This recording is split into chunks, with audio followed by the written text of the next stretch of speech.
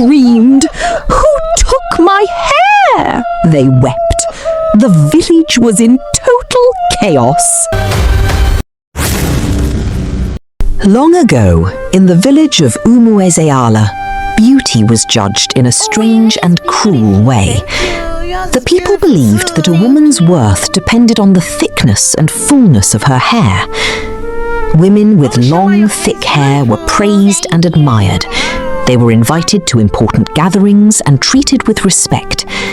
But those with short hair, or worse, bald heads, were mocked and pushed aside. Among them lived a young woman named Umuezeala. Umuezeala was hard-working, gentle and respectful. She helped the elderly, cared for children, and never spoke harshly to anyone. But she had one problem. Her hair barely grew.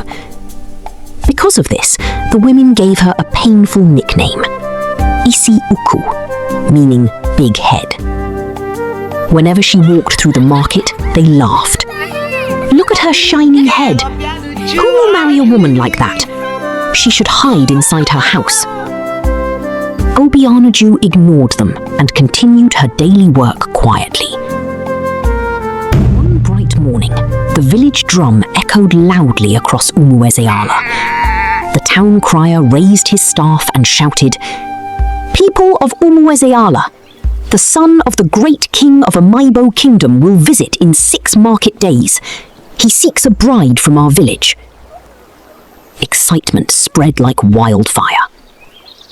But, the town crier continued, "the prince admires women with beautiful full hair." Immediately, the village turned upside down. Women began oiling their hair day and night. Some mixed herbs, others wore heavy braids. Jealousy filled the air. Friends stopped talking. Neighbors began competing.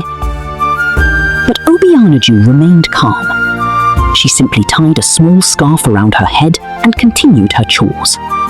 3 days later, a mysterious woman arrived in the village. Her name was Umuezeala. She wore traditional Igbo attire, a bright wrapper, beads around her neck, and a confident smile. She opened a small hut near the market square. Outside, she placed pots filled with herbs and oils. Curious villagers gathered. Umuezeala spoke softly. "I have special herbs that make hair grow overnight," she said. The women gasped. "Overnight?" they asked. "Yes," she replied calmly. "Come tonight, and by morning, your hair will be long and beautiful." The women rushed to her hut. Soon, nearly every woman in Umuezeala visited her.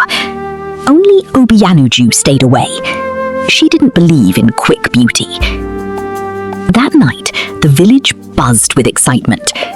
Women rubbed the special herbs into their hair and wrapped their heads tightly. They slept happily, dreaming of long hair. Umuezeala slept peacefully at home.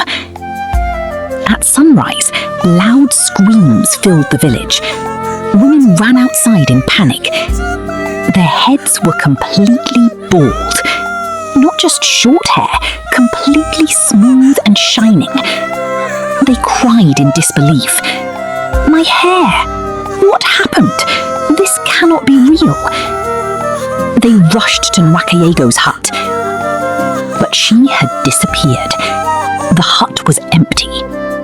Later that afternoon, the oldest man in the village spoke slowly. "I know who she is," he said. The villagers gathered around him. 20 years ago, he continued, a baby girl was born in this village, completely bald.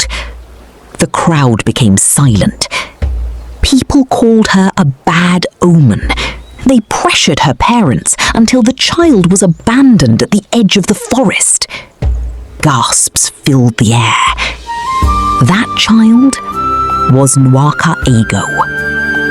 Shame covered the village. They realized their cruelty had returned to teach them a lesson. Soon, the prince arrived. He stood before the women of Umuezeala.